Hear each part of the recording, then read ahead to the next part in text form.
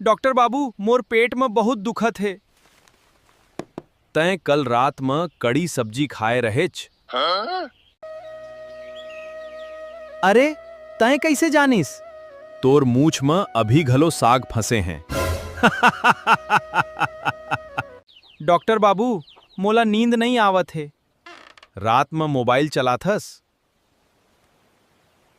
हाँ। ए, तैं डॉक्टर हस? हाँ। डिग्री कहाँ है? देखो डॉक्टर, ये कैसी दवाई दी है आपने?